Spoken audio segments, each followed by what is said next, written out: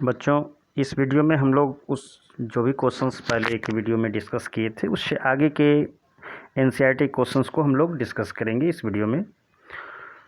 तो हम लोग स्टार्ट करते हैं। इससे पहले का क्वेश्चन हम देख सकते हैं कि क्या था। इससे पहले का क्वेश्चन था कि वाटर यदि एक अर्थन पॉट में मटका में रखा हुआ है तो वो कूल हो जाता है। वो क्यों कूल होता है, पानी को क्यों कूल कर देता है, ये क्वेश्चन था। इसके नेक्स्ट क्वेश्चन को हम लोग देखते हैं। वो है कि why does our palm feel cold when we put on some acetone और पेट्रोल और परफ्यूम ऑन इट। यदि हथेली पर एसीटोन रखेंगे, पेट्रोल रखेंगे या परफ्यूम रखेंगे तो हमारी हथेली जो है वो ठंडी हो जाती है। तो हमारी हथेली क्यों ठंडी हो जाती है, इसका आंसर हमें इस क्वेश्चन में चाहिए। हमारी हथेली के ठंडा होने का क्या कारण है? क्योंकि ये जो एसीटोन है या पेट्रोल है या परफ्यूम है, ये किस तरह के सब्सटेंसेस हैं? ये सब्सटेंसेस इवापोरेट हो जाते हैं जैसे ही ये हमारे एयर के कांटेक्ट में आते हैं, हमारे हथेली पर रहते हैं। हथेली का गर्मी मिलता है ना, हथेली क्या है, हमारे पाम से वो एनर्जी गेन करते हैं और एनर्जी गेन करने के बाद इनका इवापोरेशन हो जाता है। जनरल इवापोरेशन का केस है। और इस तरह से जब भी इवापोरेशन होता है तो हम जानते हैं कि इवापोरेशन कॉजेस कूलिंग। इवापोरेशन के साथ क्या जुड़ा हुआ है बच्चों? Evaporation causes cooling. इवापोरेशन के साथ इसेंशियली कौन सा वर्ड जुड़ा हुआ है? वो है कूलिंग। बात समझ में आ गई? अब हम लोग देखते हैं कि यहाँ क्या लिखा हुआ है इसके आंसर में, इस पर भी जरा गौर कर लेते हैं। हम देखेंगे कि जो आंसर लिखा हुआ है कि acetone, petrol and perfume are volatile substances that get evaporated when they come in contact with air. Evaporation is facilitated as its use energy from palm, hence leaving a cooling effect on our hand or palm. तो next question 5 में आते हैं। 5 question क्या है कि why we are able to sip hot tea और milk faster from a saucer rather than a cup. लीजिए, आपको चाय पीने के लिए बात हो रही है और चाय किस में पीना है? चाय पीना है सॉसर में। बड़ा मज़ेदार चीज़ है। यदि हम सॉसर में चाय पीते हैं, कप में नहीं पीते हैं, तो मज़ा आएगा ना? बिल्कुल मज़ा आएगा, लेकिन वो जल्दी ठंडा हो जाएगा, इसलिए तो कप में पीते हैं। तो यदि सॉसर में पिएंगे तो जल्दी ठंडा होगा और थोड़ा सा हमें सुविधा होगा पीने में, लेकिन गर्म चाय पीने का तो मज़ा ही कुछ और होता है ना। तो कप में पीना हम पसंद करते हैं। हमारा क्वेश्चन है कि सॉसर में हमें पीने में आसानी होगी क्योंकि हमें गर्म ज़्यादा नहीं लगेगा। तो क्विकर इवापोरेशन होगा। सॉसर में इवापोरेशन जो होगा वो क्विकर होगा, क्योंकि क्या, सरफेस एरिया, ये देखिए, ये हमारा है सॉसर और हमारा है कप। तो कप में का सरफेस एरिया जो यहाँ ये सरफेस है, ये चाय का ऊपर का सरफेस एरिया कितना है? सरफेस एरिया बहुत कम है इसका। यहाँ से इवापोरेशन होने के लिए पार्टिकल्स को बहुत कम स्पेस है। बहुत कम पार्टिकल्स, एक बार में बहुत कम पार्टिकल्स जो हैं वो इवापोरेट होंगे, एनर्जी गेन करेंगे। जबकि यहाँ पूरे में हमारा जो चाय के पार्टिकल्स हैं, पूरे बड़ा सरफेस है, तो large number of T particles will get energy from surrounding and they will evaporate after getting energy from surrounding. So since area, surface area increases in the case of saucer, so evaporation will take faster, इसलिए आसानी होगी। और क्या बात है। Next question की तरफ हम लोग आगे बढ़ते हैं। What type of clothes should we wear in summer? हमारा क्वेश्चन है कि what type of clothes should we wear in summer? गर्मी में कैसे कपड़े पहनने चाहिए भाई? मज़ेदार या झलकदार, किस तरह के कपड़े पहनने चाहिए? जो आपको मज़ा दे या जो आपको बस फैशन दिखाए? गर्मी में कपड़े वही पहनो जो आपको गर्मी से राहत दे। तो गर्मी में हमें कैसे कपड़े पहनने चाहिए? We should wear light coloured cotton clothes. ठीक है, कैसा पहनना चाहिए? तो लाइट कलर का होना चाहिए और कॉटन क्लॉथ होना चाहिए। तो लाइट कलर क्या करता है? रिफ्लेक्ट करता है हीट को। जितना ही कलर लाइट रहेगा, लाइट कलर क्या करेगा? रिफ्लेक्ट करेगा, रिफ्लेक्ट करेगा। लाइट कलर रिफ्लेक्ट करेगा हीट को। और कॉटन का क्या फ़ायदा होगा? कॉटन का फ़ायदा होगा कि कॉटन में पोर्स होते हैं, और वो पोर्स जो होते हैं हमारे पसीने को, जो शरीर से पसीना निकल रहा है, पर्सपिरेशन निकल रहा है, स्वेट्स निकल रहे हैं, उसको एब्जॉर्व करेंगे। ये काफ़ी अच्छे एब्जॉर्वर होते हैं कॉटन क्लॉथ्स, पोर्स होने के कारण, और एब्जॉर्व करके उस सराउंडिंग के सरफेस में उसको एक्सपोज्ड करेंगे। तो ये हमारा कॉटन क्लॉथ्स हैं, यहाँ से ये एब्जॉर्व करेंगे हमारे बॉडी से और इधर आउट करेंगे सराउंडिंग के लिए, आउट होने के लिए। यदि हम लोग मोटे कपड़े पहन लें और उस तरह के कपड़े पहन लें जो कि यहाँ से पार ही ना होने दें, पोर्स ना हो, पार ही ना होने दें, तो सराउंडिंग में जाने का, एक्सपोज होने का उनको तो मौका नहीं मिलेगा ना पसीने को। तो सराउंडिंग से वो एनर्जी गेन करते हैं और उसके बाद फिर उनका इवापोरेशन फास्ट होता है। तो फास्ट इवापोरेशन होने के कारण जितना इवापोरेशन फास्ट उतना ही ज़्यादा कूलिंग इफेक्ट। तो गर्मी में कैसे कपड़े पहनेंगे? गर्मी में कॉटन क्लोथ्स पहनेंगे, लाइट कलर के क्लोथ्स पहनेंगे, उससे हमें मज़ा आएगा, सजा नहीं होगा। बात आगे बढ़ते हैं, नेक्स्ट क्वेश्चन की तरफ बढ़ते हैं। एक्सरसाइज पेज नंबर 12 पर कुछ क्वेश्चंस दिए हुए हैं, इन क्वेश्चंस को देखेंगे। ये क्वेश्चंस हैं कि टेम्परेचर दिया हुआ है केल्विन स्केल में पहले फर्स्ट में, और उसे सेल्सियस में बदलना है। उसके बाद सेल्सियस में दिया है, केल्विन बदलना है। तो फर्स्ट में देखते हैं 293 केल्विन है हमारे पास। फर्स्ट क्वेश्चन जो है वो ए का 293 केल्विन है। अब आपको पता है कि 0 डिग्री सेल्सियस बराबर कितना होता है बच्चों? 273 degree kelvin. 0 degree Celsius equal 273 kelvin, इसे याद रखेंगे। यानी कि यदि सेल्सियस को आपको बदलना है केल्विन में 50 डिग्री सेल्सियस, तो क्या करेंगे? उसमें 273 ऐड कर देंगे। यदि आपको करना है 50 डिग्री सेल्सियस, तो सिंपल वे आपका क्या है कि उसमें 273 डिग्री आपको ऐड कर देना है। तो यदि आपको 50 डिग्री सेल्सियस है तो 50 डिग्री सेल्सियस को क्या करेंगे? उसमें 273 डिग्री ऐड कर देंगे। 273 ऐड कर देंगे तो हमारा क्या हो जाएगा? केल्विन में मेजरमेंट हो जाएगा, जो भी होगा ये। ठीक है, तो इस तरह से। और यदि इसके अपोजिट मान लीजिए कि हमें केल्विन को सेल्सियस में बदलना है, तो उल्टा करेंगे, रिवर्स करेंगे, 273 माइनस कर देंगे। तो यहाँ दिया हुआ है फर्स्ट में 293 केल्विन, तो क्या करेंगे? 293 में 273 को माइनस कर देंगे। माइनस करने के बाद हमारे पास क्या बचता है? तो 20 बचता है। ये 20 डिग्री सेल्सियस हमारा आंसर हो गया, यहाँ देख सकते हैं।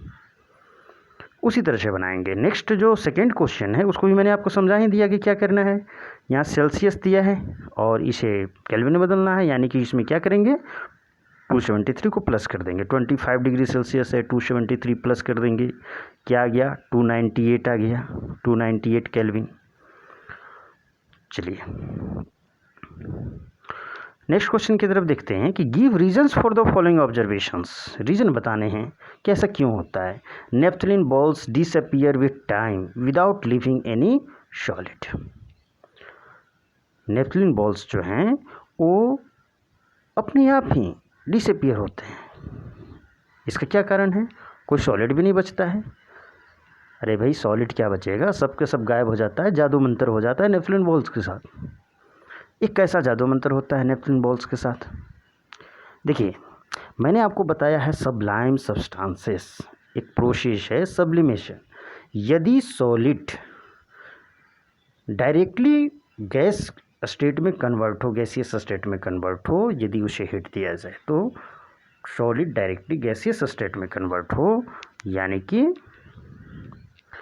सॉलिड से गैस डायरेक्ट मिले, बीच में लिक्विड ना आए, लिक्विड बीच में ना आए। इस प्रोसेस को क्या कहते हैं बच्चों? सब्लिमेशन। और इस तरह के सब्सटेंसेस को क्या कहते हैं? ये जो सॉलिड सब्सटेंसेस हैं जो डायरेक्टली गैस में कन्वर्ट होते हैं, ऐसे सॉलिड सब्सटेंसेस को क्या कहते हैं? Sublime substances. तो नेफ्थलीन हमारा इसी तरह के सब्लाइम सब्सटेंसेस का एग्जाम्पल है।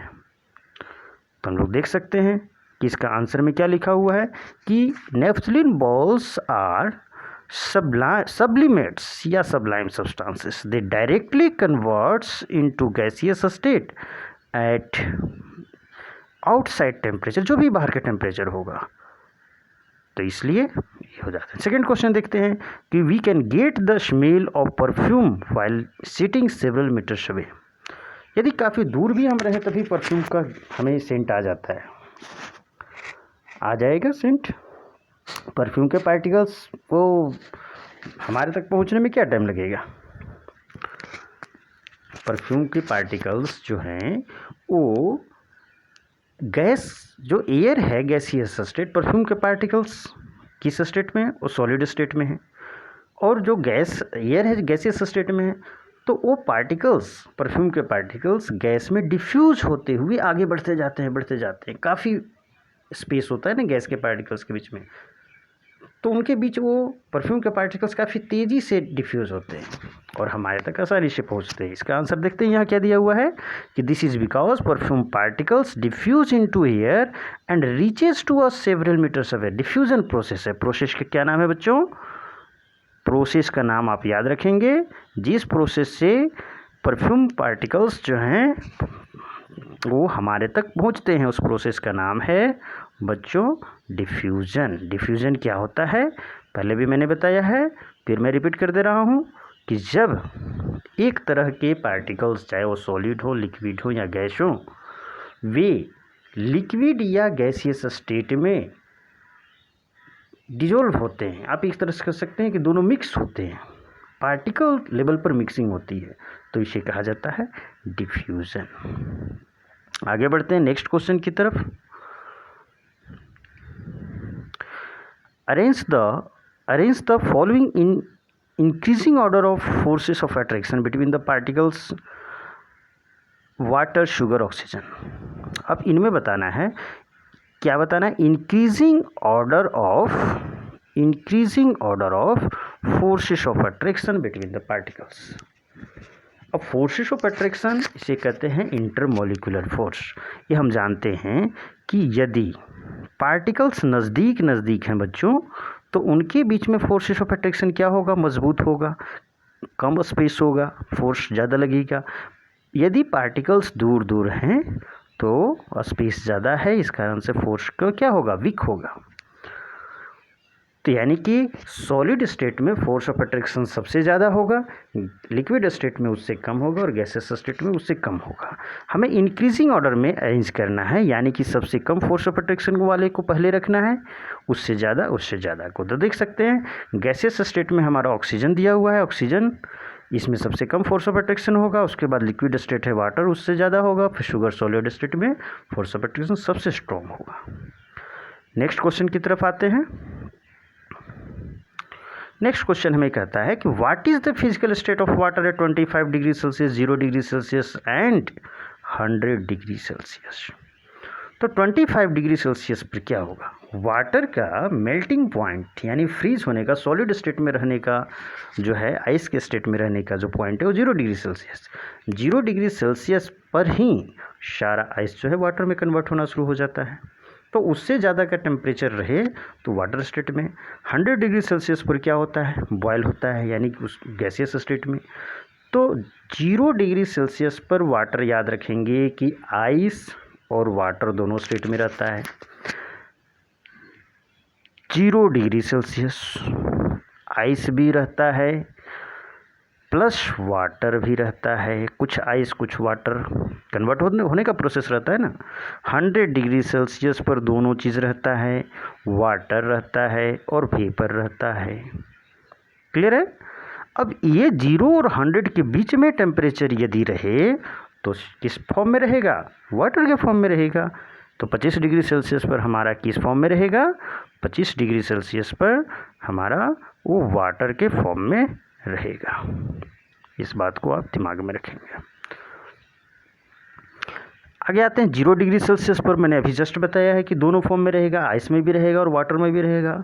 100 डिग्री सेल्सियस पर मैंने बताया है कि वाटर फॉर्म में भी रहेगा और वेपर फॉर्म में भी रहेगा। चलते हैं नेक्स्ट क्वेश्चन की तरफ। नेक्स्ट क्वेश्चन हमारा है कि 100 डिग्री सेल्सियस पर, at 100 degree Celsius water is at its boiling point. हाँ, वाटर का बॉइलिंग पॉइंट कितना होता है, 100 डिग्री सेल्सियस होता है। बॉइलिंग पॉइंट क्या होता है बच्चों, जिस टेम्परेचर पर वाटर वेपर स्टेट में कन्वर्ट होता है उस टेम्परेचर को कहते हैं बॉइलिंग पॉइंट। तो कह रहा है कि at 100 degree Celsius water is at its boiling point, hence both liquid and gases state of water are observed, give reasons to justify. Water at room temperature is a liquid and iron अल्मीरा। ये next question है। ये जो question है बच्चों, ये next question है। ये जो क्वेश्चन नंबर सी है वो उसी का सी है, इसका आंसर यहाँ पर मेंशन नहीं है, मैं आपको आंसर बताता हूँ। ये कह रहा है कि वाटर दो 100 सी, जो यहाँ पर आप देख सकते हैं, कंफ्यूज नहीं होना है। आप यहाँ देखिए, मैंने आपको ऑलरेडी एक्सप्लेन किया है। ये जो सी है 100 डिग्री सेल्सियस पर ना, इसका एक्सप्लेनेशन वहाँ पर दिया हुआ है। ये जो यहाँ सी है 100 डिग्री सेल्सियस, उसका एक्सप्लेनेशन दिया है, जिसको मैंने ऑलरेडी आपको बताया कि 100 डिग्री सेल्सियस पर दोनों स्टेट में रहेगा, वो वाटर भी रहेगा और साथ में वो वेपर भी रहेगा। ठीक है, तो इस बात को आप दिमाग में रखेंगे। अब नेक्स्ट क्वेश्चन की तरफ बढ़ते हैं। ये जो क्वेश्चन है, give two reasons to justify water at room temperature is liquid. Room temperature पर वाटर लिक्विड स्टेट में होगा। रूम टेम्परेचर क्या है, करीब 37 डिग्री सेल्सियस। इस पर वाटर होगा, अभी मैंने बताया 0 और 100 वाला ये चक्कर। अब ये लिक्विड स्टेट में है, इसको हम जानेंगे, कैसे जानेंगे, कह रहा है कि जस्टिफाई करना है, रीज़न बताना है, 2 रीजन्स बताने हैं आपको। तो भैया रीज़न क्या होगा, रीज़न होगा कि लिक्विड स्टेट के जो भी प्रॉपर्टीज़ होते हैं भैया, वो लगा दो वाटर में, क्या है या नहीं है। तो आप देखेंगे कि लिक्विड स्टेट में कोई भी चीज़ रहता है तो उसका शेप हमारा फिक्स्ड होता है कि नहीं होता है। शेप फिक्स्ड नहीं होता है। वाटर का भी शेप फिक्स नहीं होता है, जिस बर्तन में रख दो, जिसमें उड़ेल दो, उसी का शेप ले लेगा। तो वाटर जो होता है वो फिक्स्ड शेप का नहीं होता है। Water has not fixed shape eight room temperature, therefore it is liquid. And second property of liquid is volume of liquid is fixed. Shape is not fixed of liquid, but of liquid its volume is fixed.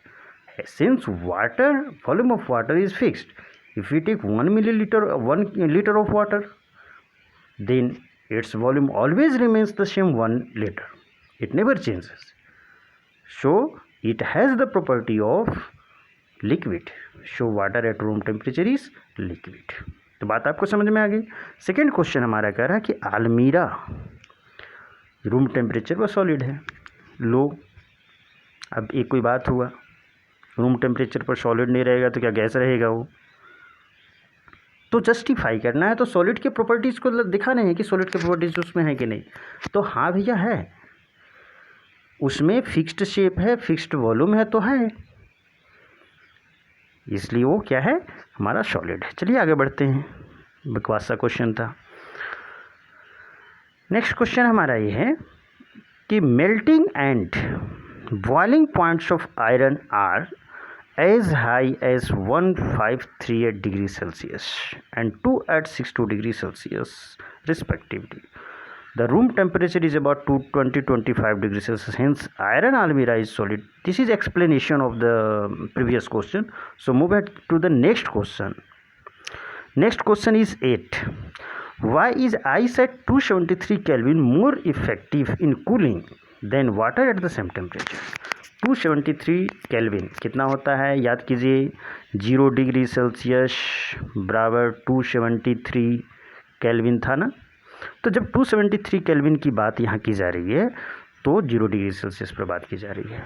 तो ice के बारे में है कि ice is more effective in cooling than water at the same temperature, that means 0 degree Celsius. अब मैंने बताया आपको कि 0 डिग्री सेल्सियस पर स्टेट क्या रहता है, 0 डिग्री सेल्सियस पर हमारा लिक्विड स्टेट भी होता है, ये आइस भी रहता है, सॉलिड स्टेट भी होता है, और चूंकि वो ice 0 degree Celsius melting point पर कन्वर्ट होते रहता है वाटर में, इसलिए वाटर जो मिला उसका भी टेम्परेचर वही रहेगा। हाँ, अलग बात है कि उस वाटर में हीट ज़्यादा रहेगा आइस के कंपेरिजन में। टेम्परेचर दोनों का सेम रहेगा, हीट का अमाउंट वाटर में ज़्यादा होगा आइस से। तो कुल कौन करेगा, जिसमें हीट कम होगा। हीट किस में कम है, मैंने बताया कि आइस में हीट कम रहेगा इस टेम्परेचर पे और वाटर में हीट ज़्यादा रहेगा। क्यों वाटर में हीट ज़्यादा रहेगा, क्योंकि जो कन्वर्ट करने के लिए आइस से वाटर में कन्वर्जन के लिए, स्टेट कन्वर्जन के लिए जो हम एक्स्ट्रा हीट दे रहे हैं, जिसे हम क्या कहते हैं बच्चों, लैटेंट हीट ऑफ फ्यूज़न। वो लैटेंट हीट ऑफ फ्यूज़न हमारा वो किस में रहता है, लैटेंट हीट ऑफ फ्यूज़न वो वाटर में जाकर रहता है। Latent heat of fusion, heat of fusion ये वाटर में रहता है, वाटर में चला जाता है, एक्स्ट्रा हीट हो जाता है। चलिए, वाटर पार्टिकल्स में रहते हैं, उतनी एनर्जी गेन की रहती है, तब तो दूर दूर रहते हैं, एक्स्ट्रा हीट और एक्स्ट्रा काइनेटिक एनर्जी गेन की रहते हैं। तो उसमें वाटर में ज़्यादा एनर्जी है, हीट एनर्जी, इसलिए वो इसमें कम एनर्जी आइस में, इसलिए वो कूलिंग ज़्यादा करेगा। हम लोग नेक्स्ट क्वेश्चन की तरफ देखते हैं। नेक्स्ट क्वेश्चन, एक क्वेश्चन नंबर 8 था, क्वेश्चन नंबर 9। क्वेश्चन ये देखिए, ये एक्सरसाइज के सारे क्वेश्चन हम लोग सॉल्व कर रहे हैं, ठीक है ना, ये सारे एक्सरसाइज के क्वेश्चन हैं। क्वेश्चन नंबर 9 देखते हैं। एक्सरसाइज का क्वेश्चन नंबर 9 है कि what produce more severe Burns, boiling water और स्टेम। सीवियर बर्न्स, मज़ेदार बर्न्स जो आपको लगाएगा, यानी कि काफ़ी सीवियर होगा, काफ़ी दर्द देने वाला होगा, वो वैसा बर्न कौन करेगा, बॉइलिंग वाटर का बर्न होगा कि स्टेम का होगा। ए भैया तो भाई पानी छिड़क करके पता चलेगा। बॉइलिंग वाटर अपने पर छिड़क लो, स्टेम में अपना हाथ रख दो, पानी खोल रहा है, उसके ऊपर में स्टेम है, हाथ रख के देखो। तो ऐसा नहीं है, हमें देखना है कि दोनों में कौन ज़्यादा सीवियर बर्न करेगा। अब बॉइलिंग वाटर और स्टेम दोनों का टेम्परेचर देखा जाए बच्चों, तो टेम्परेचर तो दोनों का 100 डिग्री सेल्सियस है, क्योंकि स्टेट पर वाटर जो है वो वाटर के स्टेट में भी रहता है और वेपर के स्टेट में भी रहता है, स्टीम यानी कि वाटर वेपर। लेकिन टेम्परेचर दोनों का सेम है 100 डिग्री सेल्सियस। लेकिन वेपर में यानी कि स्टीम में, वाटर वेपर में energy, kinetic energy, heat energy जो है, उनके पार्टिकल्स की काइनेटिक एनर्जी, हीट एनर्जी ज़्यादा होगी, क्योंकि हमने एक्स्ट्रा दिया है, क्या दिया है, लैटेंट हीट ऑफ वेपराइजेशन। तो लैटेंट हीट ऑफ वेपराइजेशन जो दिया है एक्स्ट्रा, उसको वाटर के पार्टिकल्स के बीच के फोर्स को तोड़ने के लिए, ताकि वो पार्टिकल्स दूर दूर हो जाएं और फिर वो वेपर में बदल जाएं। तो ये लैटेंट हीट ऑफ वेपराइजेशन जो हुआ, एक्स्ट्रा हीट जो दिया है, वो एक्स्ट्रा हीट वेपर के पार्टिकल्स में है, इसलिए वो ज़्यादा बर्न करेगा, ज़्यादा हीट होने का। ठीक है, इस बात को आपको दिमाग में रखना है।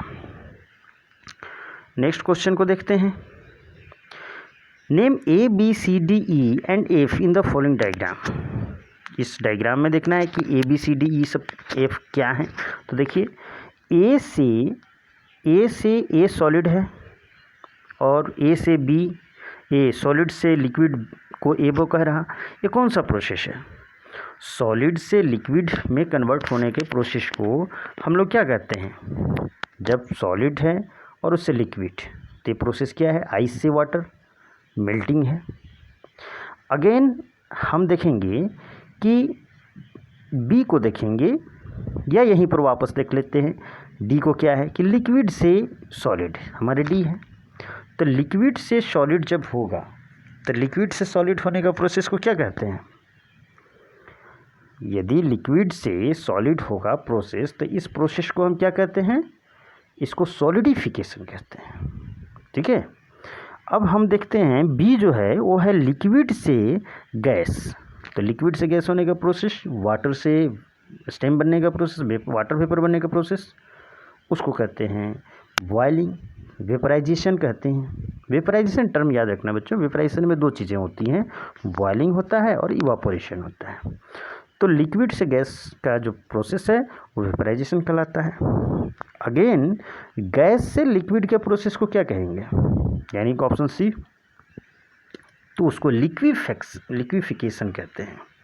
जो एलपीजी है, गैस है, उसको लिक्विड में बदलते हैं under pressure, high pressure and lowering the temperature, liquefaction कहते हैं। नेक्स्ट हम लोग देख सकते हैं ई जो है वो सॉलिड से डायरेक्ट गैस बन रहा। सॉलिड से डायरेक्ट गैस बनने का भी हमने नेफ्थलीन के बॉल का एग्जांपल देखा था ना। इसको कहते हैं सब्लिमेशन। और जो हमारा है ये गैस से सॉलिड बनने का एफ, इसे कहते हैं, ये सब्लिमेशन का ही प्रोसेस है, थोड़ा अलग नाम दे देंगे, इसको कहते हैं डिपोजिशन। तो हम देख सकते हैं इसका आंसर सारा दिया हुआ है यहाँ पर आप आंसर को देख सकते हैं। आंसर से यहाँ से आप लिख सकते हैं, देख सकते हैं। आगे बढ़ते हैं तो हमारा पास जो क्वेश्चन आंसर हैं ये सारे समाप्त हो चुके हैं और यहीं पर हम लोग जो हैं अपने लेसन्स को फिनिश करते हैं। इन सारे नोट्स को जो भी यहाँ पर आपको ये स्लाइड्स दिख रहे हैं, इन स्लाइड्स से आप नोट्स बना सकते हैं या इनका स्क्रीनशॉट लेकर के नोट्स बना लेंगे, बेटर आपके लिए रहेगा इनका क्वेश्चन आंसर लिखने में। तो बच्चों सब आप लोग अपना वर्क करके रखेंगे और मैं अपने तरफ से कोशिश करूँगा कि जितना ज़्यादा से ज़्यादा हो सके मैं जल्दी वीडियो अपलोड करूँ। मुझे थोड़ा देर हो रहा है लेकिन मैं कोशिश करता हूँ कि जल्द से जल्द नेक्स्ट वीडियो आने में उससे ज़्यादा टाइम ना लगे, क्योंकि सिलेबस को हमें जल्दी फिनिश करना है। लॉकडाउन में भी अच्छे तरीके से पढ़ाई करनी है। चलिए ठीक है, इसी के साथ हम लोग इस वीडियो को समाप्त करते हैं।